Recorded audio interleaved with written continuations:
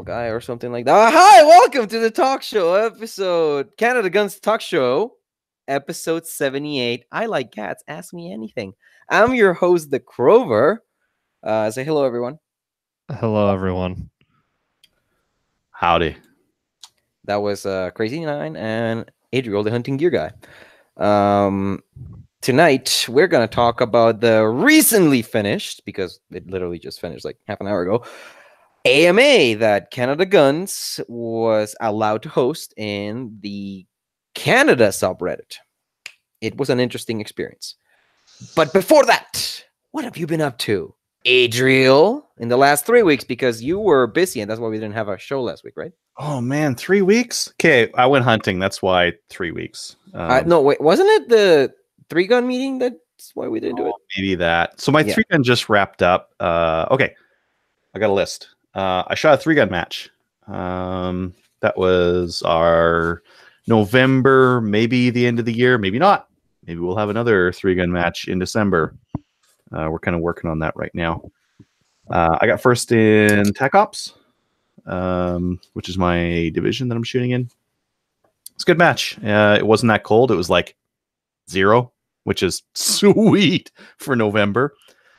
And shot the Shadow 2 instead of the Glock, and it worked great. Let's see. After that, but single action versus double action. Huh? But single actions versus double action. I mean, there's still quite a travel on these things. So yeah, double action or single action. I mean, the advantages to a Shadow 2, it's heavy. You can't get this weight in a Glock. You can put on all the titanium parts you want to. You'll never get to the weight of a Shadow 2 in a Glock. You'd have to like get one of those flashlights and empty it out and pour a bunch of lead in there, maybe. Some guys do that. Or you can just get a gun that's all steel and heavy. So that's better. The trigger's better, and the 40 cal mags work in a 9mm in the Shadow, and they don't work in the Glock. So I thought they did. Is it the drop them on the feet laps a little for the Glock? Well, you can do that to any gun. I mean, but like now you're modifying your mags. But the beauty of it, if it still runs the 40s, then it's fine, right? I'm not a bet I'd be willing to take. Not something I would want to be defending in court. We'll put it that way. Okay. So I got to keep things above board. The Shadow 2 40 cal mags work fine in a 9mm, and they say 40 cal very clearly on them, and they are unmodified and they run just fine. So I'll run this guy. Well, if I still have my Shadow in 6 months, I might buy some of those. Yeah, I kind of wanted to shoot like maybe some IPSC over the winter, and this is a much better IPSC gun than a Glock 34, because it's the Glock 34. The barrel's a little bit too long, so it's actually not production legal, and you got to shoot it in standard. But I thought they made those guns to fit the IDPA box. IDPA maybe, but IPSC no. Oh shit! Well, there you go. There's 2 fucking boxes. Yeah, or 2 different. No, I'm pretty sure they also do a box. Rather. And like IPSC just put in a rule now where it's like, okay, now if you're running a Glock or a polymer pistol, you can lighten the trigger a little bit and put it to, I think, 3 pounds. And that just came in this year. So what, people getting smoked with Shadows and they couldn't fuck around with the other one? So like in IPSC, yeah, production is supposed to be like a cop gun or a military gun, right? This is not, this is a production gun. It's ridiculous, right? And it's like, yeah, okay, you throw money at it, and you get a better performing pistol. It doesn't win you the match, but it helps. It certainly helps with recoil mitigation. It certainly helps with accuracy. The lighter trigger pull certainly is easier to work with. So yeah, I mean, people typically do run Shadow 1s, Shadow 2s, and they're a better gun to run than a Glock or something like that. So the fact that they're now enabling you to perform light trigger mods to it, so put in a trigger kit and up to, I think, pounds was their limit on a double action, which is plenty good. Like a 3-pound trigger on a Glock, if you can get like a kit to pull it down there, that's plenty good, and that's much closer to, you know, what your double action, single action will be running. So at least the trigger is not holding you back now. The weight still is, and the recoil mitigation still is, but you're shooting 9mm, so whatever. Oh, where was I? Okay, yeah, shot that 3-gun match. I went hunting. I shot a deer and I turned it into jerky. Yay! You do, yep. Let's see here. Took a friend out hunting. That was kind of interesting. Got him into the experience. Got him to. We went up shooting rabbits and squirrels, that kind of thing. So that was cool.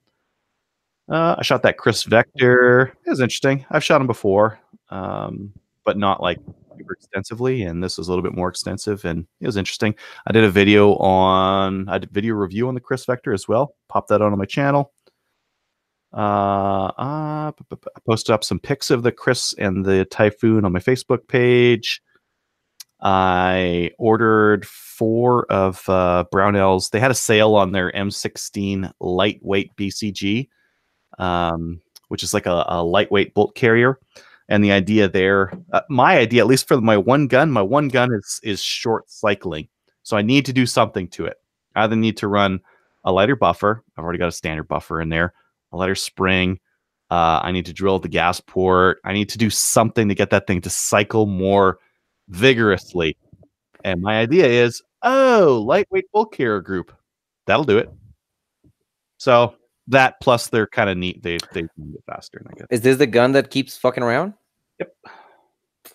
Oh yeah, I ran my WK for the match again, and it ran flawlessly again. So, So wait, so you got that lightweight bolt carrier group to try and fix the NEA lower problems?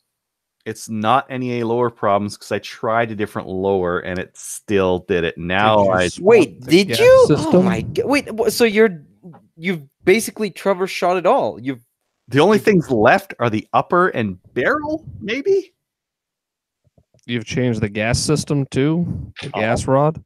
Yep. Gas tube and the clampy bit on there, the gas block. Yep. Holy crap, dude! I would have just gotten rid of this thing at this point. Honestly, well, the thing is, once you've got 1 or 2 ARs, like the parts just move around between guns, and I'm working on process of elimination right now, right? So the last thing I'm going to try is this other BCG, and that should.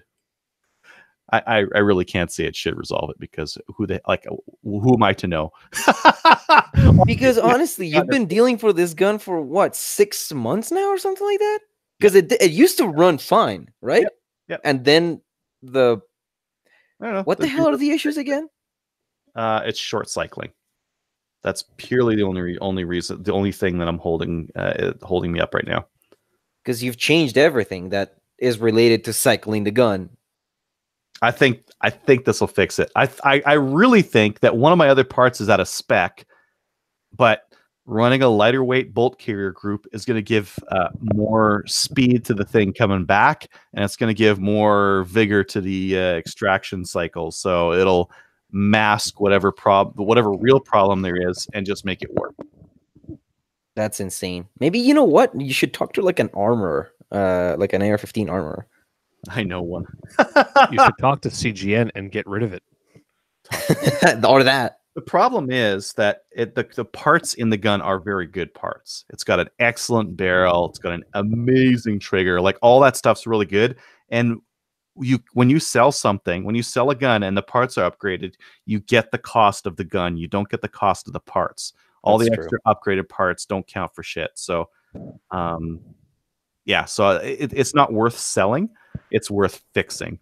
A normal gun, I would agree with you. If my Shadow 2 was giving me problems, I would sell it. I'd be like, get rid of it. I'll buy another one. I'll buy something else, right? Yeah. My Shadow 2 is not problems though. It's amazing. Let's see. Yeah, so I ordered those, and they had them in tin gold, so they're gold, baby, gold BCGs. Just because I wanna. Those are just plain sexy. Yeah, if my rifle doesn't look like something out of Call of Duty that an 8-year-old would love, then I'm not doing it right. Well, that's what my gun looks like. Yeah. And then I was considering getting some base pads for my Shadow, just something to extend the height of them a little bit, and maybe, just maybe. So the magwell on a Shadow 2 isn't bad. It's not as good as my big honking one that I've got on my Glock, and I kind of like that big honking magwell on there. For IPSC, it's not legal. So for IPSC, you run your regular length grips, mags, and a little base pad's fine. For 3-gun, it doesn't matter. You can run a magwell. So but to run a magwell on a Shadow 2, you got to get shorter grips, and then your magwell just plugs on there, right? So I might get a set of short grips with the magwell and then swap them on or off. Does this sound like a bad idea? It sounds like a bad idea to me, but I don't know. Well, just trying to make. Why would you run that gun over the Glock on 3-gun? Better trigger, more capacity in the mags, right? And the gun's heavier itself, so the recoil mitigation is better as well. The disadvantages to it are the safety, because when you dump a gun in 3-gun, it has to be safetied. A Glock has a couple of different safeties on it. So with a Glock with no primary safety, you just dump it and then you keep going. With a Shadow 2, you have to use the safety or dump the magazine and rack the ammo out, right? So it's either got to be empty or safety applied. And I've got the thin safeties on here. A guy actually recommended to me not to get the bigger safeties because he had a couple times where he had dropped it in the dump sled and it had bumped the safety off. Oh. Yeah. And that's, either a DQ or a severe penalty depending on the rule set you're shooting. So that's why. And yeah. So that's why I'm trying to make the Shadow do double duty. Maybe I should get another one. Maybe I should have 2 Shadows. You can buy a Shadow 1. I mean, they're like $600 nowadays. Oh yeah, that's another possibility. Just a Shadow 1 for 3-gun and just like put all the stuff on it and have a Shadow 2 for IPSC. Hey. And then because you could, with the Shadow 1, you could put all the pimped out stuff on there. You could put like brass grips on it and just add the weight. Just make that thing a tank. Because keep talking. There's somebody out there that's rubbing themselves to this. That person should feel ashamed of themselves. A little bit. Yeah. Said the weeb. I don't see what that has to do with anything. It has nothing to do with it, but it's a good transition to, hey, Crazy, what have you been up to? So, I'm going to start off with the most interesting thing here. Do you know why I have an upside down 9mm in its casing here? Why? Well, it would happen to be because this 9mm bullet did not go out of my barrel, and it came out of this casing. Ooh. That's right. I got my first squib, and it was a very interesting squib. It was a very unique squib, one that you don't find every day. Most of the time, when you get a squib, there's just no powder in the casing. This one, you can see the primer struck. It went off. But when it did this, it just felt like a misfire. I didn't hear anything. I didn't feel anything. Something compelled me to drop my mag. I'm not quite sure what, but I dropped my mag and cleared my gun, and powder flew everywhere. So there was powder in this casing. It just didn't go off. So when I cleared the gun, powder flew everywhere, and that's when I knew, oh, fuck, the bullet's not in the casing. It's a squib. So sure enough, I go take the gun apart, take the barrel out, and yep, there's the fucking bullet just past the chamber, literally just barely touching the rifle. You can barely see. This isn't going to focus, but you can barely see any imprint. You can if you basically do this, just hold it right behind your hand. I want to see the primer too. If you get that to focus, yeah, we see. There you go. It's kind of having a hard time because the lighting is kind of crap, but it did come up once or twice. You can barely see the rifling, and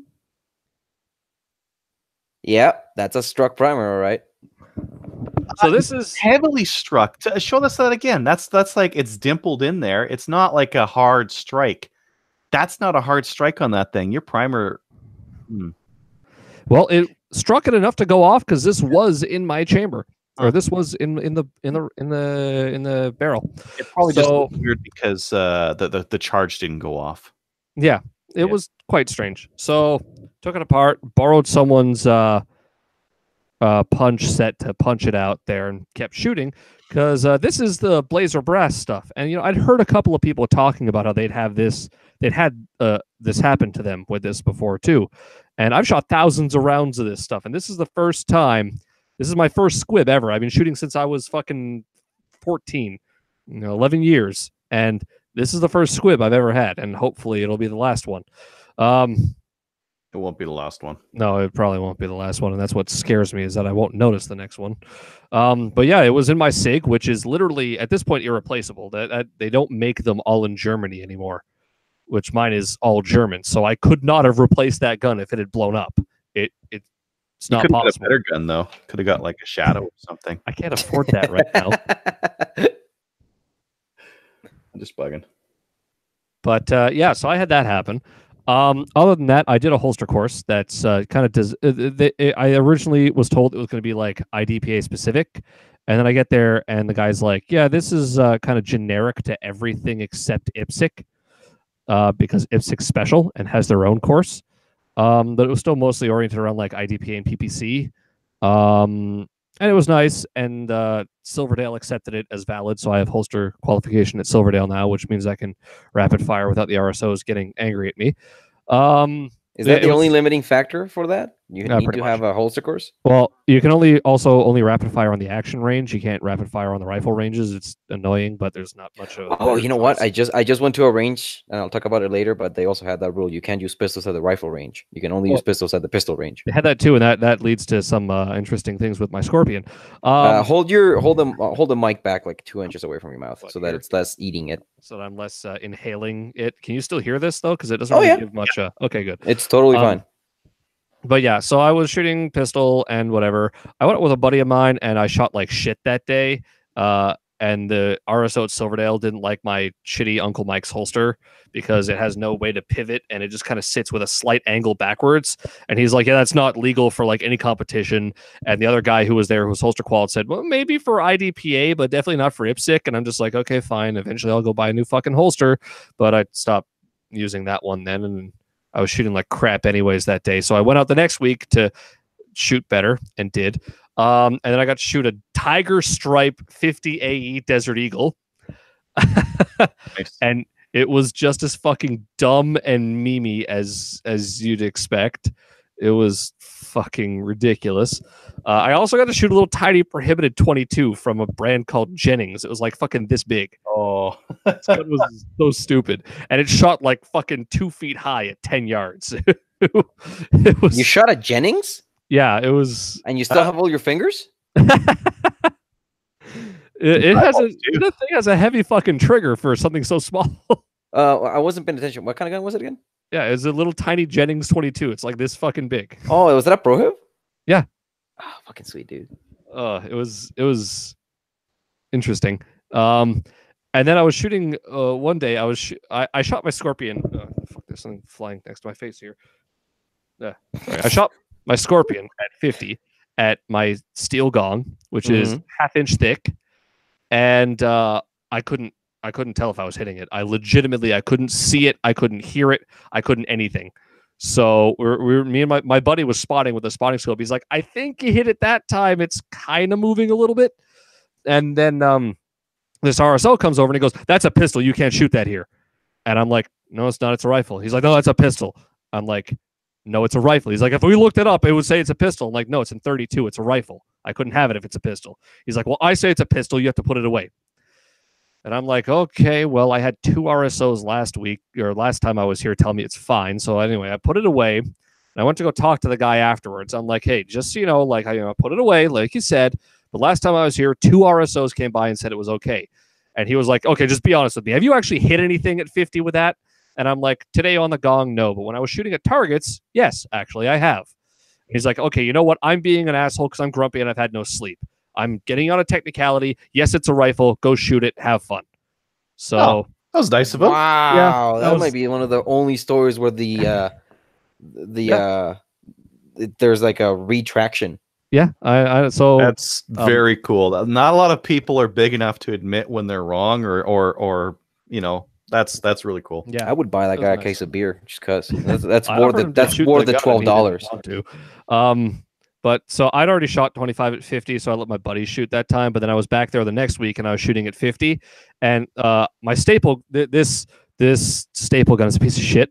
I remember on the box for this is apparently a champion staple gun. It said that it just takes common staples. I presumed it would be like JIS staples. Yeah. That's supposedly what a JI-21, I think, is what it says it takes. But When I assumed common staples meant like from a stapler, like a swing line stapler. Oh, so no, I brought no, those, no. and it ran out of staples, and it didn't fit. Nope. And then in the course of looking for what the fuck this is, because its brand is not on here. It says like TUVGS, and that brings up a bunch of other shitty staplers. In the course of finding out what this is, I found reviews that say, yeah, the staples it says it takes, it doesn't. Oh. So I was like, oh, well, that's fantastic. So I ordered a new staple gun off Amazon, and it just so happens to be the one that Adriel says is the only one worth owning. Huh? What, the silver 50s. one? Like the... Yeah, No, silver anything that T50. runs T50s. You Yeah. need something that runs Yeah. T50s. This You mean arrow like- stapler is excellent, and it's cheap. Oh, no, I got an even better one for you. You got a big steel guy? Oh, yeah. Some of those big steel guys are great, and then they don't feed for worth of shit. They get a little bit of junk in there and they're toast. But The this one I got guy is some I've big- really loved. Yeah, I got some big honking steel thing, and it hopefully it should work. All I need to do is put paper up on thing. I'm not like all the bad reviews you see of staple guns are like, oh, I was trying to staple through a thing of wood with the nail function and it wasn't working. And I'm like, okay, fuck you. I'm putting paper on cardboard. Like, As chill. long as it's not a no-name brand stapler, it's probably you- fine. you mean- Nah, you man. mean like Well, this? you need an assault stapler like this right here. I think that might You've be what I got bought. crazy on All actually. right. Yeah, you got me on No the- one on no the one thing. saw my stapler either. Look at Oh, that. well. That's an assault stapler right there. I actually think that might be the one I bought. It looks like exactly the same as that. It's an Arrow. Yeah, I Yeah, think mine that's the one to said, go for. mine Arrow said Arrow. Fastener Company. It Mine uses the said Arrow T. T50s. Yeah, mine said Arrow T50 on Amazon. So I bought that in 5,000 staples. So that should be fine. Well, you probably didn't need the 5,000 staples because they sell boxes of like Yeah, well, 300, and I went 5,000. through. I bought the 5,000, so I'm not likely to run out of it. But yeah, so thankfully there was already 4 targets at 50 yards for my Scorpion that were set up that no one shot.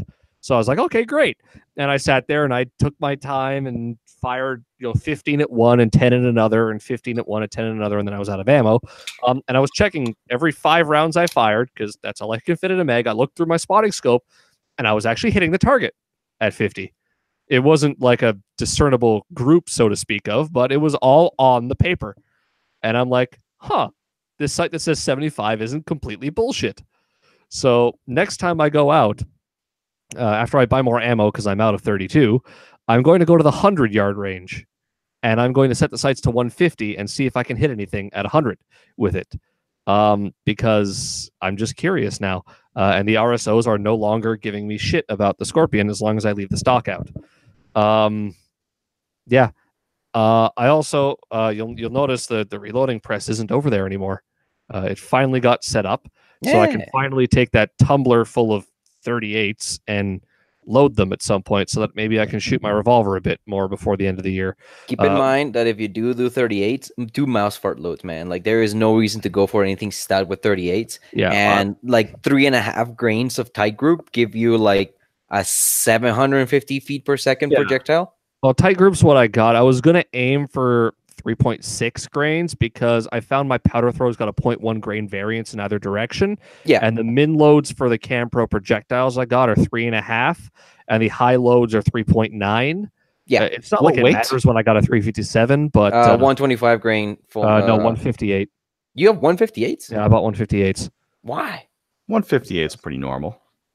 Well, the Yeah. 125s are just so much fun because they're so dang light. You don't need much powder, and they're so. No, you freaking- can use less. You can use less with the 158s. Like Yeah. those Oh, 3.5s. wait, I yeah. bet you could use even less than that. I mean, crazy. I Well, was technically, you know what they say, man. You should start 10% below published data. So for I'm not- max, not for not for starting. fuck that. Yeah, I'm gonna load them with. I think I'm gonna aim at 3.6, so that way the variance will be 3.5 and 3.7. So it should be fine there. And it's just mostly like we bought some 357s to shoot out of my revolver, and I don't know if it's well, I know my buddy is not that great of a shot because he doesn't go shooting that often. But with me, I find I'm just way more accurate with 38s out of that revolver, and I don't know if it's me or if it's the revolver.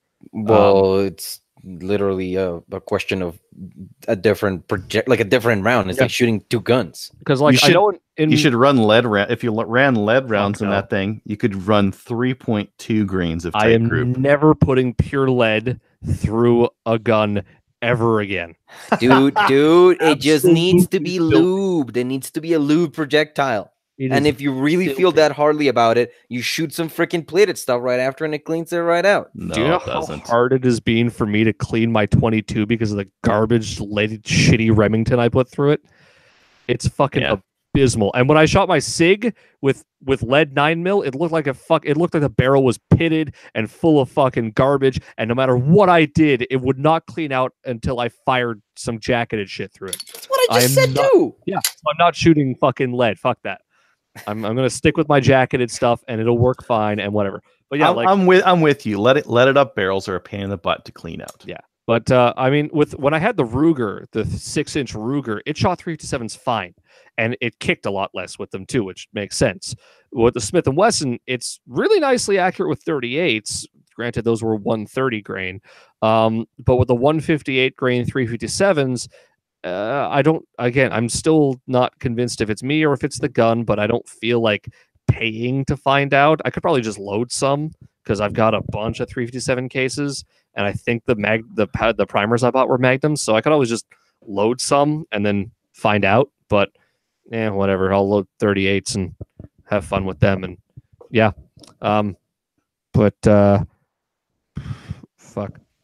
Yeah, I shot not my really Mauser. much of a point. Like, what's the point running a Magnum round on paper? Yeah. Other than like, if you do it right and they're spicy enough, they actually leave a trail of burn marks around the hole. Oh, one thing. And that you're was close hilarious. enough. Yeah. When I was there were some dudes with from the Discord actually with Henry Lever actions. One of them was using some really spicy loads. Like you could actually see a smoke trail follow the bullet. They were shooting it at 10 yards at steel plates, and you could see a smoke trail follow the bullet to the plate and then explode all around the plate. It was hilarious. Were they running lead rounds? I have no idea what he was running, but it was hilarious to watch them. Like, it depends what it was, but is it freaking trail box that's really smoky?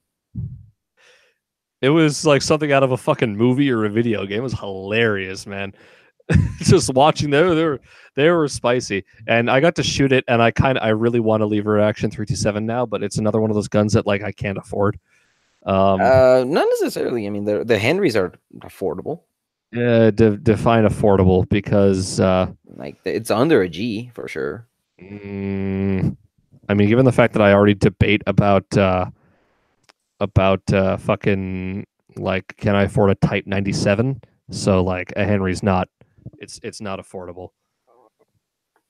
So yeah. But I gotta tell you, I'm pretty sure those guns are not like uber expensive. I would, if I saw one for $500, I'd buy it, but I know I'm not gonna find one for $500. Dude, you might want to look into it. I'm pretty sure Henrys are not that much. Like they're over $500, but like a used one might even actually be in that realm. Yeah, I mean it was probably gonna be used, but I don't know. It'll what the fuck? Oh, sorry, I'm looking at the side chat there. But yeah, I might keep an eye on it, but I don't know. It's like money's tight. I have to buy new rims and tire pressure sensors for my car for the snows. Gotta get those 22s. Yeah, I gotta buy more 8mm. I gotta buy more 32. No, 22s, like 22 rims. Oh, fuck for your wheels, for your whip. Come on, man. I don't even think 22s would fit on my car. Well, you can make them fit. I'd rather not. You know what the saying is? Anything can be a dildo if you try high enough. I'd also look like a fucking douchebag driving with those on a Ford Focus. Or pimp baller. You could go like full circle and be cool again. No, well, you have to have been cool to begin with to be cool again. And for me, I'm just too white and nerdy. Hey, Weird Al managed to pull it off. He went full circle. But yeah. So I have to buy 8mm ammo. I haven't shot trap in like 8 months, so I'd have to buy trap loads and pay for trap at the club at some point in the future. I need more 32. There's some other. Oh, I need more Tokarev ammo. I literally have like 100 and something rounds of it left. So there's a lot of ammo purchases in my future. So what you're saying is your parents are giving you ammo for Christmas? Don't I wish? I'm probably going to get a new computer chair for Christmas, actually, but I'm not 100% sure on that. You mean a jerk-off station upgrade? No, this computer chair is legitimately broken. But anyways, like, and then I have to try and save up to move out of this house at some point. So yeah, nothing's cohesive with buying a new gun anytime soon. But it would take like a screaming deal, and then I'd consider it. Anyways, that's what I did. How about you, Crover? What have you done? Hey, talk about a segue, screaming deals. I finally found the rifle that I've been looking for about 3 months. I happened to stumble yesterday. So someone put a 22 barrel in a pink dildo? Yes. Or maybe I'll just turn this gun into that. But I found a ZZ 512 semi-automatic 22 for a really good price with a really nice scope and 2 banana mags for a price I just couldn't say no to. And it got paid off in the morning and shipped in the evening, and it's already on its way from Eastern Canada. So it's going to take like 2 weeks to get here. Assuming it's gonna that take until February. assuming it doesn't hit a strike on every single city it visits. Fingers crossed.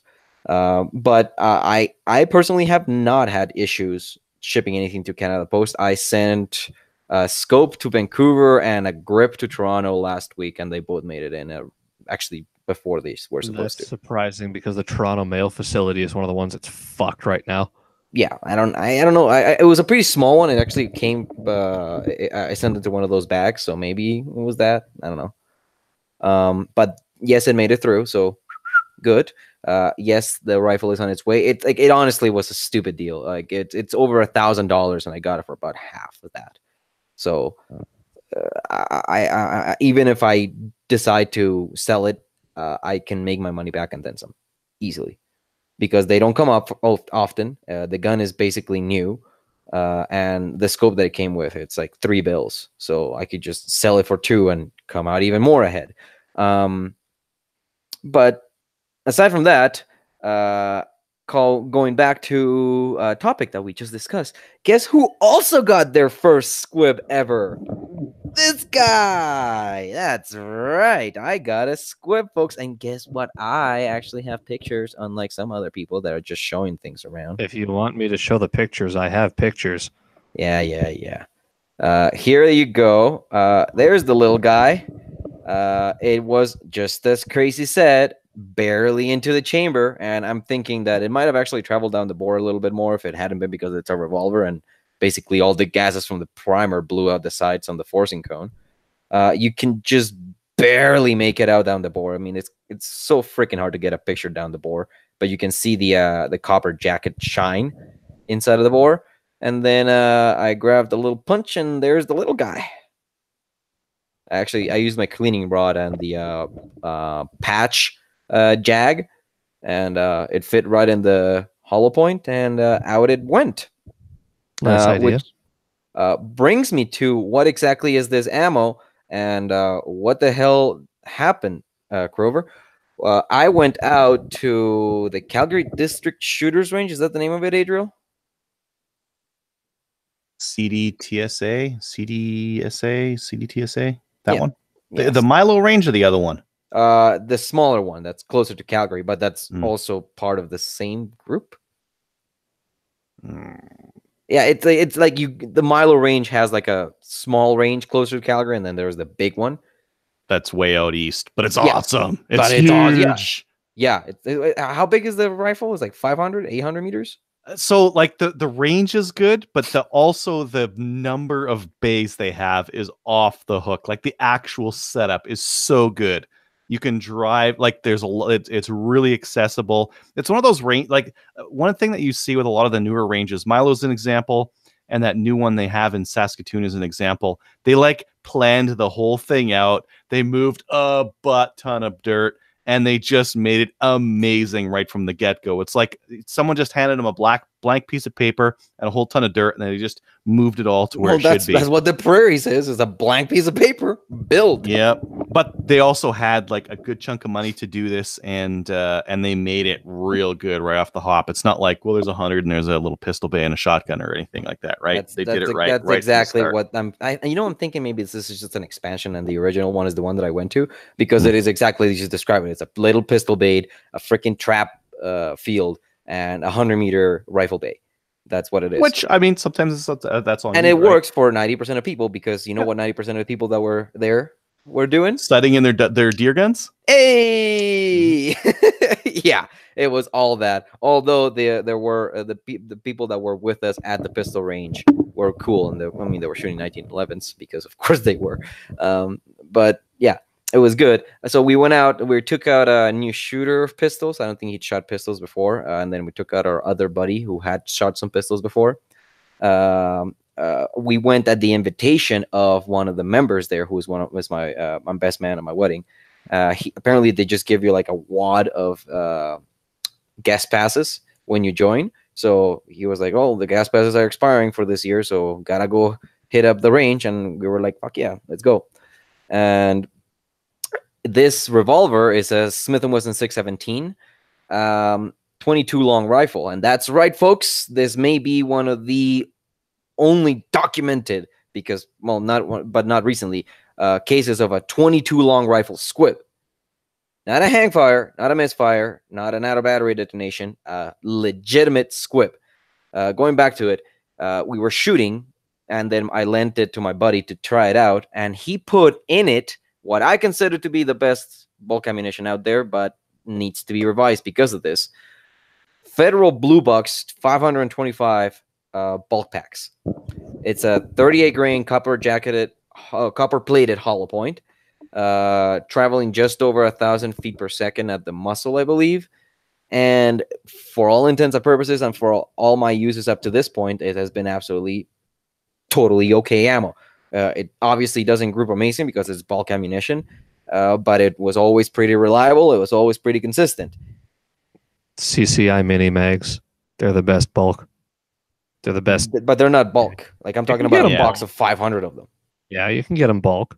A loose box of them. They used to sell them in. No, it would always come pre-packed. They used to sell them. Well, there you go. Never as cheap. Like a bucket. The mini mags are never as cheap as the other stuff. The mini mags are never as cheap, and it's They're not true quality. bulk ammunition. If it comes in a nice plastic 100-round sleeve, that's not bulk ammo.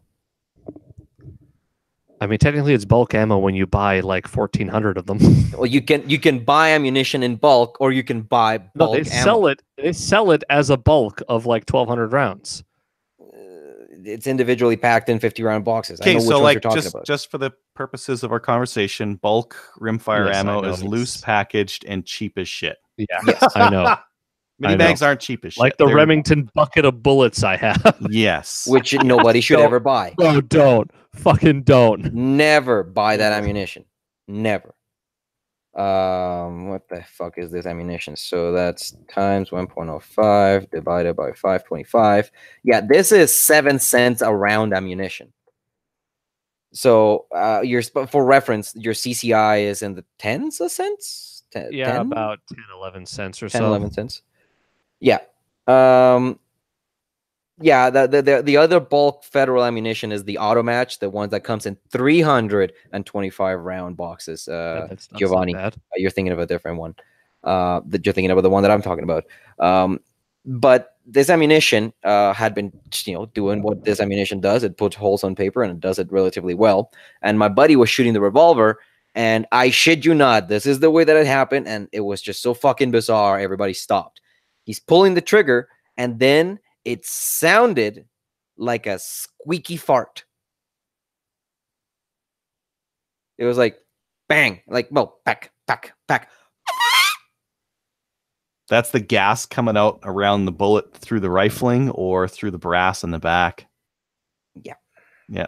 Yeah. And everyone on the range just stopped and turned around and was, what the fuck was that? And sure enough, we pulled the shells and the cases out of the cylinder. We shone a light, and there is the projectile. Interestingly enough, It came out really easily. It was literally put the the patch jag at the end of the rod, tap, and it popped out the projectile. And it has indentations from the rifling on it, so it was not going to go anywhere on its own. And I contacted Federal. And what Federal said is, oh, no, that's terrible. Can you give us the lot number? And said, yes. And then it goes, okay, how much does this ammo go for in Canada? And I said, well, Cabela's has it for, I think, $39.99. And they go, okay, looking at my conversion rate and with a 5% tax, sales tax for the province you're residing in, we're going to send you a check in US dollars for the amount that they cost to buy that ammunition in Cabela's. So I was like, sold. So what you're saying is, since I still haven't contacted them yet, I got to find the place that sells this shit for the most money. Yes. I went with Cabela's because it's what's nearby, and that was where I would probably pick up this ammunition. So that's why I went with that. I could have gone for Bass Pro, but their website is useless. Do you think if I just told them I bought it in a bulk of 1,000, they'd refund me the whole $250 for the whole 1,000? When I found out that they were going to refund me, I immediately called my buddy and told him, do you have any more of those boxes of ammo? And he said no, that was the only box he had. The good thing is I'm fairly certain lot numbers are for several boxes of ammo. I mean, I took pictures of it. It's usually on the flap. It's usually on the flap on the inside there. Yeah, I took pictures of all that. But if I don't, like, I've got a bunch more boxes of this stuff lying around. Well, one thing that Federal told me is that I should get rid of the ammo. Like, I shouldn't use it because clearly there's an issue. I shot the rest of this. Actually, I had loaded all the rest of this box into my things, and like I said, your mileage might vary. Yeah. Anyways, I've got photos of it here. They tell you to dispose of the ammunition, and I guess they give you your money back for it, which is nice. And that was the end of that. There's a check coming in to me for the value of Cabela's sold box of Federal blue box bulk ammunition. So that's nice. And in kind of somewhat related news, I have had what it's a Cadwell, the Rock shooting rest for years now. That thing's got to be at least 5 years old because I bought it right when I started shooting. And the front rest, it tore at a stitch, so it was spilling the little contained pellets beads or whatever. Yeah, it's got like a little pellets. It looks like rabbit food. And what I did is I just duct taped that bitch. But then it actually, like, the bag material itself split when I was kind of being rough with it with an AR with Picatinny rails on the side. it kind of like chewed it. And so I went looking for a replacement part, and I found that they sell replacement parts for each one of the bits that makes up the entirety of the rest. Obviously, there's a whole bunch of different parts that come together to assemble that rest. And Cadwell has them for sale on their website. And it took quite a bit of digging to find the specific part. And I found that part, and I was just about to order when I realized this is a U.S. company, so I don't know if it's going to make it over the border. So I emailed them on their customer service email and got an instant reply saying that they don't monitor that email because they're moved on to a different email service. So I sent the same email to the new email that they provided, and they didn't hear back from them for about like 5 days. It was over the weekend, so like I sent it on a Thursday, and I didn't hear back from them till like Wednesday or Thursday the week after I sent them the first email. So I kind of given up on the fact. But what ended up happening is through a series of conversations with the individual that I spoke to for customer service, who asked for pictures of the damage. They're replacing it free of charge. They're sending me a new bag. They said that it was covered on the warranty, even though the thing is nice. Oh, that's really cool of them. Yeah. So, Cadwell, they stand by their shit. I mean, most of the stuff they make is value priced, so I would not expect them to have like warranted something that's 5. That's really cool. Well, the guy didn't even ask me how old it was. He just asked for pictures of it. And I sent him pictures of it, and he's like, "Oh yeah, there you go. We'll cover it under warranty. Give us your address, and we'll send it on its way." Guns are weird, man. Like the gun community. Imagine like taking a phone that's 5 years old and like sending a picture to Samsung and be like, "Look, this thing doesn't work so good anymore. The screen's all fuzzy. I think I might have dropped it or something. I don't know." and just like mailing it back. Yeah, take some pictures of it. We'll send you another one. It's funny because I believe it or not, I have a story that tops this in terms of absurdity. It's totally not gun related, so it'll be very brief.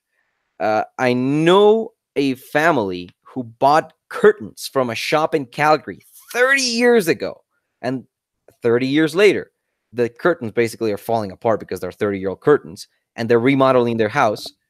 So they have a guy come in and assess them, and he tells them, "Oh yeah, these curtains, new ones, cost this much." And it's like, "Oh, that's too bad. You don't happen to know if the store is still in town because I got a really good deal." And it's like, "Oh yeah, they are still open, and they have a really good warranty. You do have the receipt, do you?" And it's like, "I actually do, because it's the kind of guy that keeps 30-year-old receipts." Oh my God.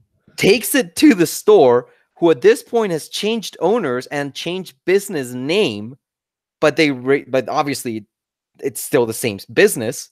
They're like, "Yep, you get new curtains." Holy shit.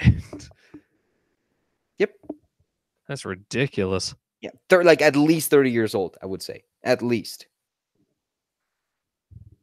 So I've got the pictures of this squib up on my other monitor here. Let me screen share this shit.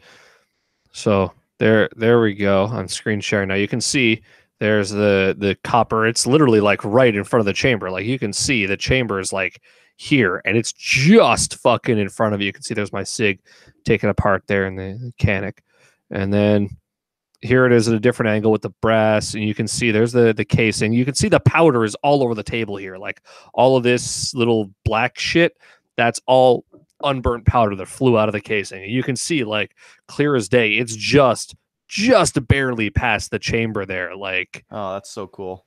Yeah. Yeah. Well, cool isn't like interesting. It's very interesting to see that, because that's so weird for your, because you basically what happened here, your primer went off, the powder at the back was wet or congealed or whatever, and it mashed forward, and your powder ended up pushing that bullet in. Yeah, and then when so weird. I wouldn't have known it was I honestly would not have known it was a squib if actually I probably would have thought it was just a misfire on the casing or something if it hadn't been for the powder flying everywhere, because like honestly it was when the powder just like I ejected it and powder went everywhere, and I was just like, that means that the bullet's in the barrel, and I wouldn't have even thought of that probably if powder hadn't flown out all over the table, and I could have blown my fucking gun up. But yeah, like it is rather interesting. It's honestly somewhat fascinating. Yeah, but one of the things that we talked about when I gave you a call, remember, is that if this had turned into a legitimate textbook hangfire, you would have replicated the Bushier case situation. Potentially, yeah. Because the whole argument of the defense in the Bushier case, which is the self-defense case out in the boonies, what was Saskatchewan, was it? Or Manitoba? I think it was Saskatchewan, where the guy when his Tokarev went off and shot the native kid who was in his truck. Yeah, and he claimed it was a hangfire. Yeah, but the argument that was interesting about it was that the weird shape of the brass was what actually supported his theory, because it wasn't a hangfire in the traditional sense where he pulled the trigger and nothing happened. It was a hangfire where it did set off the primer somewhat, or maybe the powder didn't ignite completely. It partially cycled the action, and therefore the case wasn't fully supported by the chamber. The bullet traveled down the bore slightly, and then it was later on, an undetermined amount of time later, that the powder fully ignited. The case was ejected and deformed because of the fact that it was half sticking out of the chamber, and the projectile exited the barrel at a velocity fast enough to actually cause death. So if yours had continued to go off instead of just being a squib with no ignition of the powder, then could have been a really weird situation replicated. Also, the Henry rifles are $969. Oh, yeah, I knew they weren't cheap. I guess I'm wrong. Whew. Yeah, all right. I'm checking for a Marlin because one dude there had a Marlin too, and it would I be used to cheaper. look for those a lot in CGN, and they're not cheap either. I mean, the only cheap quote unquote 357 levers that I know of were the Are not worth Chiappa owning. ones. No, the Chiappa ones are actually worth it. I mean, in my opinion, I've owned a Chiappa, and it was a really good rifle, but it was a pricey gun. I think it was over $1,000. Fuck that, man. You just said cheap. That's not cheap. Because it was the super snowflakey Alaskan stainless steel finish. Okay, model well, yeah. Fuck off with with that. with wood furniture. Like the plain Jane non fucking crazy models are not that much, I think. They're But probably again, still more than what I want to spend. I want to say they're at least $7, I think. Yeah. Other than that, that has us caught up in terms of what we've been up to, and we're almost through the entire show. Let's talk about what happened today in Canada Guns. We had an Ask Me Anything for the Canadian firearms community, hosted in Canada Guns, but mainly directed at the users of r/Canada. So the intention of this was to demystify Canadian gun ownership. A few weeks ago, a user approached the moderators of Canada in a Ask the Mods Anything post in Canada to see if we could do an AMA in their community. And they were very receptive. And over the last couple of days, they've organized, assembled, and successfully, in my opinion, carried out this AMA. It started off slow because we had some technical difficulties actually getting the AMA posted in Canada. But once it got it rolling, it went pretty smoothly. We only had a couple of silly comments to begin with that were promptly taken out of the conversation because they were not relevant to the AMA. And then from then on, we saw quite a good variety of comments, mostly clarifications, I would say. I have this situation. How does the law work? How does the community feel about this? And the trolling was minimal. The pointless questions were also minimal. We only had a couple of those. And interestingly enough, it was only after the AMA technically was over that we started seeing trolls. And I don't know if you guys have been keeping an eye on it right now, but the latest comments have just been antis. Well, I'm glad that people are. No, the whole point wasn't to talk to people who agreed with us. The whole point was to talk to people who disagreed with us and have a conversation, right? And I think that I'd rather talk to some antis and talk to some neutral people rather than talking to pro people, because the whole point of this was to have a conversation. Yeah. I'm glad that the antis are on there and being open about it, because I think that's fine. I think it's we'll have more interesting conversation talking to them, and I think that it's fair. Like they're commenting on our Canada Guns right now, so like they're outnumbered. But for them to come over and comment and for us to have an open conversation, I think is important. Yeah, and I got a comment also on the fact that they are doing the community as a whole did admirably in conducting themselves in an appropriate, clear, and respectful manner.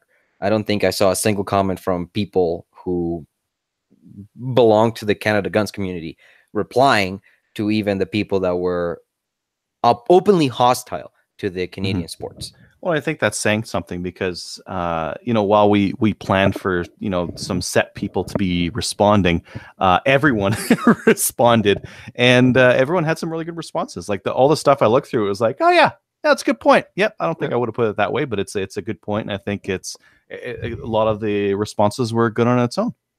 Once I heard about this, I was intent on participating, even though I literally didn't hear about this until like yesterday. And like, yeah, it was nice. I wish there had been more questions and comments and stuff like that. It honestly did seem fairly slow. That was about the only thing. Yeah, no, like, there were definitely just periods where there were like 2 or 3 questions, and we we had a setup for answering, but maybe 2-3 times as many questions as were being dropped on us. Yeah. Well, considering how many people were like officially answering questions, yeah. Even like, unofficially, we 8 could have people. aimed our Democrat, like we could have aimed like the most hostile anti-gun subreddit we could have found on Our Reddit, politics. right at our politics. We could have aimed our politics at Canada Guns. I think would have done okay. I think would have been fine. I mean, I think I might have had a bit of a panic situation as a moderator because I mean, and be like, oh, everyone is here. You can get to them. You can get to them. Well, yeah, from the point of view of a moderator, it was great. Nobody came in here and called us too many awful names, and those that did got their comments deleted because as it is clearly stated on the subreddit rules, politeness, courtesy, and above all maturity should be an element of the conversation. And if you cannot conduct yourself accordingly, then you're not really welcome here. So I'm seeing a comment in the sidebar on the YouTube thing of we should do another AMA for On Guard for Thee, given that that's basically where all the left nutters went when our Canada became more reasonable. I would love it. Because the It's thing not is, really up to me, but they would be held to the standard of Canada Guns, not their little echo chamber. Yeah. So their little echo chamber probably hates all of us. So, but that's real talk here. We should we don't need to preach to the choir. Yeah. And I would argue that we could do some good talking antis. We probably can't do actually that much. It's talking to neutral people and moving them from neutral to like slightly support, or talking to slightly anti and moving them to slightly support. So if we had an AMA with complete antis, and we turned some of the people who were just kind of anti to neutral, or maybe even a little bit pro, that would be a win right there. Getting people who are kind of into guns or curious about guns more into guns is like okay, but it's not doing as much for the community as turning people who are anti-neutral or neutral to pro. And speaking of this kind of leads into the bullshit the Coalition for Gun Control's been doing in Toronto. So they've got this nice big propaganda campaign going on in this city where they're buying billboards, they're buying posters, they're buying ads. They didn't. They're not smart enough for any of that. I'm in the ad industry. They are not smart enough for any of this stuff. They hired like the best agency in the country, Zulu Alpha Kilo. Excellent agency. So all the stuff that you've seen recently coming out, you're like, man, this is really well produced. What the hell? Why is this so good? Why is the billboard? Why is this all coordinated? Why is this? Because they gave a whack of cash, or Zulu Alpha Kilo sponsored this and gave them a cut rate deal or something like that. Because, like, again, this is the result of a really good ad agency putting together a campaign. This is not. I'm not like saying you look at their typical stuff, it's crap. Yeah. Like their content's garbage. Thing, but this is a coordinated attack on gun owners and gun ownership by the Coalition for Gun Control that's hitting widespread. People have been talking about seeing anti-gun ads before movies at Cineplex. There's really, they did. Posters up they had some major theater intersections. stuff in there. They've got some big thing of spent brass right next to City Hall that says on it how many more need to be shot before we do something about it. All this fucking bullshit. And basically, this whole thing is to advertise their stupid petition to ask the government to ban handguns and try and get people to ban handguns. They got every like mother who's had a kid who's a gangbanger that got shot or something, or they got the mother of the like they get anyone who they can out. Like they got the mother of the 2 kids that were shot in the playground that time. So of course, how do you argue against that without sounding like an asshole? Because there were some people who said they went down there and did that, and they just got called a dirty murderer for how could you say that to a mother whose children got shot at? Kind of fucking bullshit. So of course, naturally, everyone's first response was, why aren't the pro-gun groups taking out ads? And the answer is fucking money. This shit's expensive as fuck. And considering these people are always complaining about, oh my God, Canadian NRA, fuck you. If there's anyone that's NRA like, it's them, because they're the ones with the influence over politicians. They're the ones with the fucking money to be pushing this shit in the public sphere.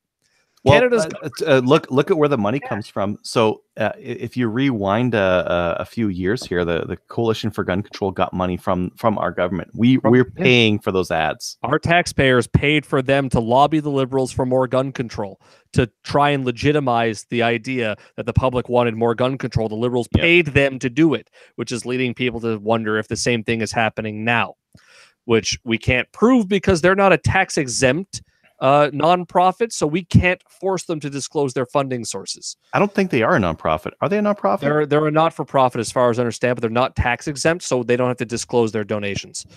Well, that just means that they're just a bad business. They take money in and they spend it, and they're not good with their money. But yeah, that's the thing is people are asking why aren't pro-gun groups doing this? Because the CCFR, the CSSA, and the NFA have no fucking money to do this.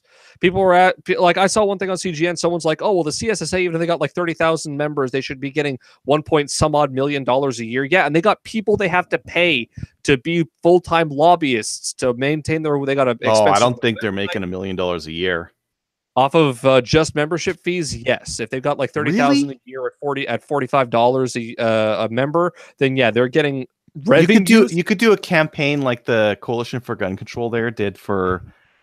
Like the people are like, this is a concentrated campaign on Toronto. That's why you're seeing it. Like no one else in the country is seeing this. Yeah, this is just concentrated on Toronto because it's the center of the universe. But you could do a campaign like this for like less than $100,000. I mean, that's the issue, though, is like the CSSA is trying to finance a class action lawsuit for the Ruger 1022 shit, which means they got to pay Ed Burlew to do that. They got to pay Tony Bernardo because he's on full-time staff. They got to pay their other full-time staff. They got to pay the general expenses for their website. They got expenses for the membership cards, for their partnership with Caliber Magazine. So people are wondering, like, where does this 1 point whatever the fuck million go? It goes to operating expenses. This kind of thing requires dedicated funding, and it's something either the CCFR, the CSSA, or the NFA have. So we don't have the money to fight against this. So when I hear anti-gun bullshit fucking about, oh my God, Canadian NRA, there's no gun group in Canada like the NRA. I fucking wish there was, because we wouldn't be in the situation if there was one that was as well funded as the NRA is. Even with the NRA's financial troubles right now, they still make millions and millions more than all of our gun organizations combined do. So that's the biggest problem, is if we want to get against that, we have to go out and engage with people because they can't afford to. The CCFR can't afford to. The CSSA can't afford to. The NFA isn't organized enough to. So we're going to have to be picking that up on ourselves. And we have to be aware of the fact that when we go out and engage with anti-gun people on Twitter, on Facebook, on fucking Reddit, wherever the hell we are, that we represent gun owners in Canada. So we need to be cognizant of that fact when we're saying shit, or else we're going to make gun owners look like loony fuck muppets, and it'll make them support a ban even more. Mic drop. There you go. Guitar Hero mic drop. Guitar Hero mic drop. We're serious, but not that serious. that should be the freaking tagline of this. Not that serious, guys, but we are that serious sometimes. On the other hand, have you donated to your CCFR and SFRC and all of those? See, now here's the fun thing: is I say that, but I'm too fucking broke. I donate to SFRC all the time. They send me ammo. I mean, I maintained my membership with the CCFR and the CSSA. I donated to the 1022 lawsuit, but like, I don't have enough fucking money. So it's kind of hypocritical for me to go and say this shit, and then I can't afford to. But if they legitimately, though, hey man, you're doing something. You're advocating. I mean, have you taken anybody to the range? Have you talked to somebody about guns? That's it, man. If they were to come out though and say that we're trying to finance an ad campaign, I donate to that in a fucking heartbeat. If they said we want to put out a something contrary to the coalition's bullshit, I would donate to that 100%. It's just like the concrete thing of like, we're financing for this. I'd give them money. Yeah. Well, especially like as much as I want to say this, like Toronto is the place to do this. Like doing a pro-gun ad in Edmonton or Calgary is a waste of time. We already have enough support here where people are like, well, I know some hunters. Yeah, don't bother them. They're fine. It really is Toronto where we would need to change the tide here. Toronto and Montreal, I think, are the two biggest places. And Montreal would probably get more news coverage, albeit probably at first negative, because Montreal's were the two biggest Yeah, no, Montreal's where the biggest mass shooting in Canada in Canadian history happened. And they've had like what 3 or 4 mass shootings in Montreal. So they are very anti-gun there. And so they would I be thought, another one. I wouldn't point it to that. I would just point it to the a very European, right? Because the gun control it seems European, and it seems like Quebec goes for a lot of. There's still like I can name more European countries that allow handgun ownership than ones that don't. Yeah. Yep. All right. Well, I mean, like talking about preaching to the choir, we're talking to a bunch of Canada Guns guys here about the problems in our gun control. So to get onto the question in the thread that someone actually asked. Oh yeah, I always forgot about that. Good call. Everyone's opinion on the asked by Old Stock. I'd like to hear everyone's opinion on the Ruger American Predator and how it compares to other entry-level bolt-action rifles. And this seems like also, what is the favorite round to fire with lever actions? Is it worth stepping up to 45-70, or should I go with something more sensible like 30-30 or pistol caliber? The first question seems like something that's right up Adriel Street. What's the question again? How does the Ruger American Predator compare to other entry-level bolt-action rifles in the approximately 600 and less range? There's lots of guns in the 600 and less range. The Ruger Americans Predator specific. So the Predator's got like a shorter barrel with I believe the muzzle's threaded. The muzzle's threaded so that you can run a suppressor or something like that on there, which would be really cool if we were in the States. But since we're in Canada, it's very similar to just the plain Ruger American. The magazine is kind of crappy. That's the thing I really didn't like about the Ruger American. The other thing was the barrel on mine wasn't 100% aligned with the stock. That's something that you can check out at the gun store itself. I would say the Ruger American's biggest competition, Savage Axis, which also has a crappy magazine. The magazine on that one's got a plastic bottom on it with a plastic fucking lifter on it. And the Remington 783, which was really crappy when it first came out and is now a lot better.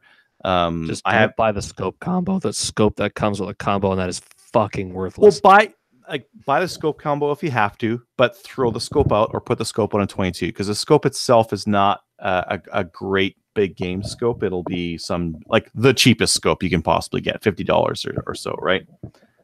Any of those are good.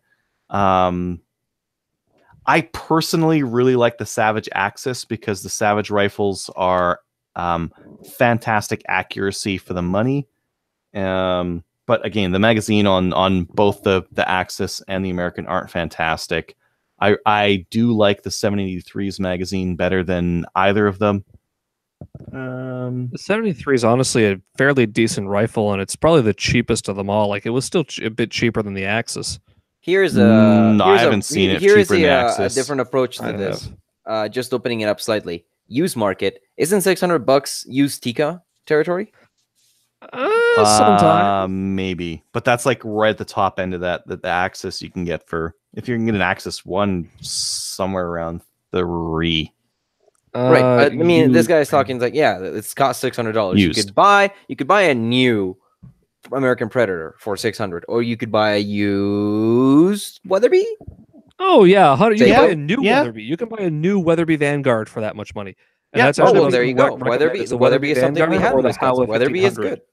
Because Weatherby and Howe are the same gun, and I have one, and it's fantastic, and you can get it for around that price. Yeah. There you go. So $600, you could get a Weatherby or a Seiko, really good guns, or used. You can maybe step up to a Tika. I mean, if it's a raw price for performance, the lower price is the better way to go. Yeah, and just save it. Like if raw price performance is, if you want higher quality, you buy higher quality. But like that Savage Axis with a good scope on it is all you need for. Like, what was the use case on this again?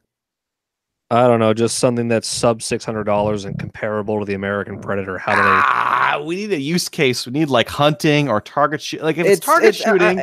No, from what he's describing, he's basically talking about hunting, because he's like, oh, what about a lever action in 30-30 or a 45-70? I'm guessing this guy's gonna go shoot deer.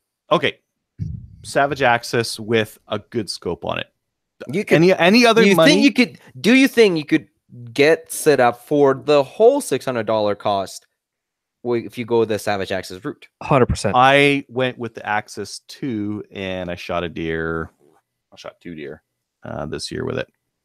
Yeah, if you go with the Axis 2, it comes with a better scope than the Axis 1. Like the Axis 1 scope's like it's brand name, it's Bushnell, so it's not. Yeah, what does that matter? It's a piece of garbage. It's good enough for a 22 at the very least. It's better than what comes on the 783. So at least it's not saying much, but at least there's that. But yeah, the Axis 2 comes with like a Weaver on it in it. I think the old ones. I'm not even sure the old ones had a brand name. The Axis 2. This one has a Weaver. I think the new ones have a Bushnell on them, but like a better one, a better quality one. The Axis 2 has a better quality scope. Yeah.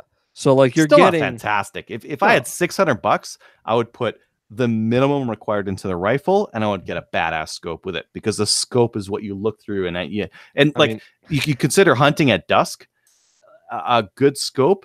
When you look through it, actually like brightens everything up, and you can actually see like, oh yeah, that's a mule deer and not a whitetail deer. I better not shoot that thing, right? I mean, realistically, when you're looking at what badass scopes you can afford, you're pretty much looking at like a cheaper Redfield, a Nikon Pro Staff, or I'm sure Vortex has something in that range, or like a Bushnell Trophy. Like you're not looking at you really realistically won't be able to afford all that great of a scope. So, talking like the lower end of the range, like the $50 scope that comes with the package, throw that out. A Bushnell banner, no way. A $200 to $300 scope, totally usable, and you're not actually giving as much away. Keep in mind, and this is anecdotal. I bought a Leupold VX2 for $300 like 5 years ago because it was on sale down for $400. So if you buy the Axis on sale and you buy the scope on sale, you could have the entirety of a really good gun for the money and a pretty damn good scope for the whole $600. Crazy, would you go for a Leupold if you were looking for price for performance? No, not anymore. Leupolds have gone way up in money. Like I got one for my dad a while back when they were like $300 for a Leupold VX2. I think they're good scopes. They're just like the price per performance isn't quite there. Like where I think a lot of scope makers make a really good 3 to 9 these days, and that's why. Like I think it would be very easy to spend $200-300 and get a pretty good 3 to 9. That's like totally usable for deer hunting. Honestly, like Nikon and Vortex are the two real ones to really look at. And honestly, the Bushnell Elite series, like the Elite 3200 or 3500, well, those are from Bosch and Lohm is who they bought to get that line, and that's why those quality scopes are a lot better, right? Yeah. So those are the ones I'd look at. Like the Leupold VX2s now are like $450. They're not worth that much money. They're like a $350 scope maybe. Well, that's why. And they're charging way too much money for them. Yeah. So I would look. I'd look at the Nikon. You can get a Nikon Pro Staff for like less than $300, like a Pro Staff 3, and they're a fantastic scope for the money. Mm-hmm. Yep. Yeah, that's the way I would go. I would cheap out on the rifle, get the Savage Axis. It's accurate. It's deer accurate to longer than you're accurate. You throw a good scope on there, and that's a fantastic deer hunting package. No, the second question was, what's everyone's favorite round to fire with lever actions? Is it worth stepping up to 45-70, or should I go with something more sensible like a 30-30 or a pistol caliber? Let's split into two. If it's for blinking, go for a 22. No need to go for center fire if it's a lever action and it's just for blinking. If it's going to be for hunting, and if you're going to keep it under 100 yards, it doesn't matter. 30-30. If you're going to keep it to reasonable distances, 30-30 all the way. Yeah. It's not ridiculous cost on ammo. You can go to a Canadian Tire and get a box of ammo for $20. Yep. So you can't find 45-70 at the Canadian Tire. It's not going to be there. What kind of Canadian Tire do you have? Do you have one of those fancy ones that has like a whole bunch of ammo? Because mine doesn't have 45-70. I don't know. My Canadian Tire doesn't have anything, but I'm also in Toronto. So, well, in Calgary, there are 2 Canadian Tires with pro shops. So, I mean, yeah, the one that's closest to me has a very small selection, like half an aisle, one side only of ammo, and 30-30 you'd find 30-30, and it would be cheap. You would not find 45-70. There's a pro shop in McLeod Trail by Southland, FYI, if you're in Calgary. So they have guns there at the Canadian Tire, and there's one in the north, but I don't know where. So going back to it, 30-30, totally doable on deer out to 200 yards. 45-70, also totally doable on deer out to 200 yards. But like both of them have a crazy drop with them. Yeah.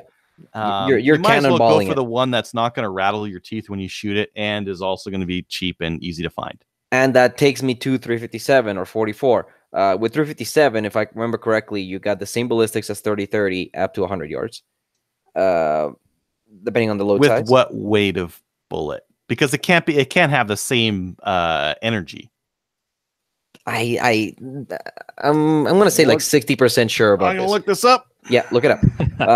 And 44 Magnum, yeah, you're fine. Yeah. You're gonna take whatever you want at 100 yards with 44. So yeah, I'm gonna say, like, I've talked to some people who bought like a 44 or a 45-70.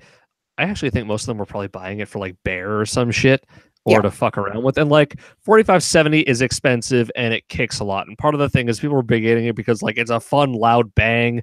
And if you can reload for it, then it maybe won't cost you more than $1 a shot, but it's not cheap. I'm going to disagree with plinking on the 22 though, because I honestly think it would get boring after a short while. I would get a pistol caliber one. I'd get a 357-38 for plinking. And I'd get a 30-30 for actual deer hunting.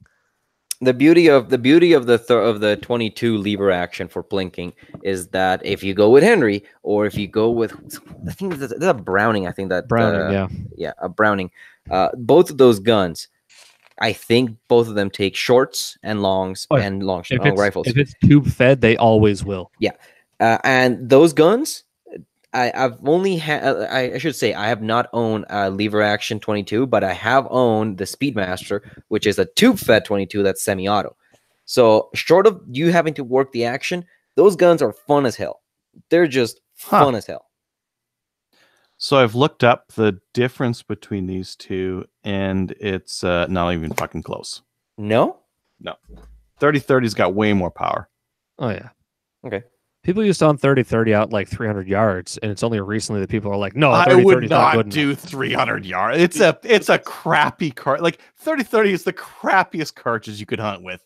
No, but it's been you can around hunt since with it. the 18 whatever the fucks, like 1894. Ubiquitousness is does it's not only- mean performance. It's only Correct. recently though that people are like, "No, you can't really hunt 30-30 past 100 yards," because everyone nowadays. So Adriel, where is the performance similar? Is there any performance similarity between 357 or 44 with 30-30 at any ranges?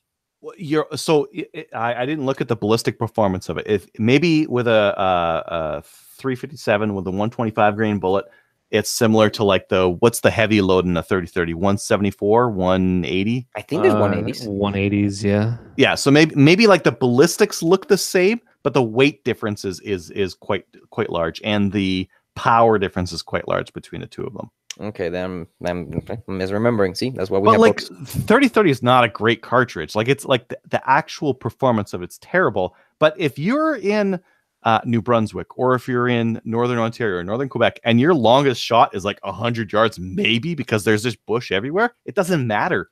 Everything kills in 100 yards. Yeah, and the other everything thing too is because it's a nice flat nose on most of them, it'll punch through that bush real well. Yep, bush guns. By the way, Adriel, I saw you that. I saw you doing that. There is a documented performance difference between Spitzer and round nose or flat nose in bush as it travels through. It was a very interesting video. You can look it up. It's Iraq Veteran. What's a bush gun? Iraq Veteran 8888, and the performance from a 308 with a Spitzer bullet and a 30-30 or a 45-70.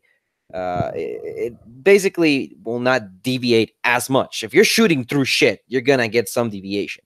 But with those slower, flatter-ended flat-faced projectiles, you're gonna punch through, quote unquote, the bush and have less effect on the precision.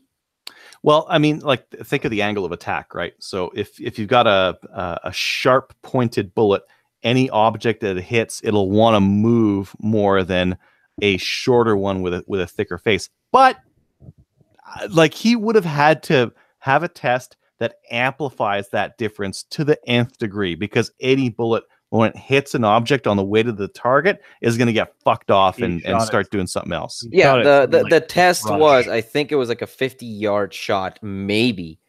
And he was just testing it basically through like several bushes. Just imagine a steel plate, several bushes, sending it through. The variables on that are crazy. Like it is, and the results were clear. That was it. You take a Spitzer cartridge at 308, and you're sending it at that distance, and you saw it miss the plate. You took the same distance. Same plate, same bush. How many shots? You'd have to throw hundreds of rounds through the bush before you got I actually think he only took 2 or 3 shots realistically in it, but it was noticeable with just those 2 or 3. With 308, there was he put up a remember he put up a giant piece of cardboard. Through bush. What if like okay, there's a branch there. Maybe you hit the branch. Maybe you missed it and you hit a leaf on the way through. Like the reproducibility on this is we're just talking about the results that we saw. And he also did. I'm just debating with you guys for fun, right? I remember he did it with a 5.77 Snyder with a flat nose, like completely flat, like he was firing a cylinder out of it. Oh, you mean a wad cutter? Basically, yeah. This is again repeating what we saw in the video. You can go look at the video yourself and see the results yourself. The bush gun from that video and from how old is 3030? Like, well, I'm agreeing with you guys that the performance difference will be there. I am disagreeing as to the advantage, the amount of advantage that might be possible.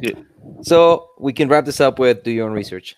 Someone that would be a great, like, just fire 100 rounds through a bush. Just put a target on the other side of the bush and just 100 rounds. Let's see the spread. Let's throw another 100 rounds over here. And someone's saying that you have to go test this now, Adriel. If I were you, I'd contact Caliber Magazine, see if you can get them to sponsor it as long as you write an imagine that. Does the bush gun really perform? Bushbusters 3000. Yeah. Oh, Bushbusters. That's the name of the whole series. I'd watch a video called Bushbusters. That'd be good. So what cartridges would you need to see in that? And keep it to a minimum. 308, 3030. That's it, too. Not 4570? If you're going to go 4570, which is a step. If you think about it, it's a step up from like a 3030. Then you would go up to a Magnum rifle cartridge. So like... They're 300 mag. 300 mag.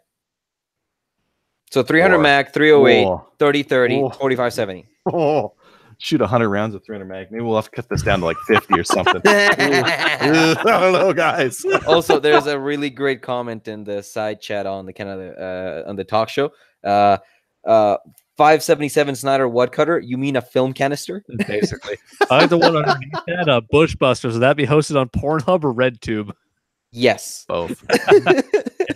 Yeah, dude, I will roll that ammo if you need to roll that ammo. Fuck, I know Janner will probably get a kick out of it. I need to roll the. I've got a ton of 300 Win Mag cases and bullets. I could roll that stuff up, no problem.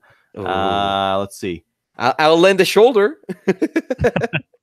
Can you shoot accurately? And yeah, I guess we'd need to fire 400 rounds of like mildly high test stuff through the, and then I need to find bush. I need to find an area where I can move a target, because I would shred the bush. Oh yeah, and then you got to move the target, shred that, move the target, shred that, and keep shooting through it. It's very interesting. Because the other thing you need to do is count the impacts. So maybe 100 would be too many because you'd shred the middle of it, right? Maybe 50, because you need to be able to count to see if any completely veered off target, or have a big paper butcher paper background, right? Get like a 50-inch TV box and just pop that on one side. Oh, I've got like a butcher paper that you can just throw out, and it's huge. Yeah, you get two 2x4s and then just paper across and stick it on the ground or something. Bushbusters. I think we can make it happen. Possible. We could make it happen. Hey, you could make that like tier 2 of your Patreon campaign. Well, it's interesting because My buddy was shooting a 270 this year and shot through the bush, and he thought he was clear. He shot at a deer, and it hit a tree about 10 yards in front of the deer, and really hit a tree, like a decent sized tree about this big. And I got pictures of the tree if you guys want to see, but he hit that tree and there was no blood, no deer, nothing there. And like shooting through brush is something that happens every once in a while. And you try to shoot where there's a little clearing, but your scope offset sometimes messes you up and you end up hitting a tree. Mm-hmm. Interesting test. All right. Bushbusters. Make it so. Bushbusters. Yep. Bushbusters. Okay. I think that's a good way to end this. Any plugs? Stand Fire Radio. Go listen. Go watch. Yeah, sure. Why not? If you want to, I guess. Yeah. It's good. There's that. Yeah. It's fun.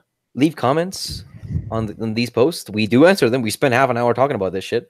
And if you want to come on. Yeah, if you want to come on, you have a headset that's good and a mic that's good. Yes. And hopefully a webcam. Webcam not necessary. Headset as close as necessary as we can make it. Mic definitely necessary. And thank you guys. Go to IRC. Go to the subscribe, like, give us money. Give Adriel money. Give Adriel money. I don't know. I mean, I'll buy some guns and sell There's them. There's a Patreon. Hey, about that. There's another plug. The money will stay in the guns. I can promise that. Yeah. Yes.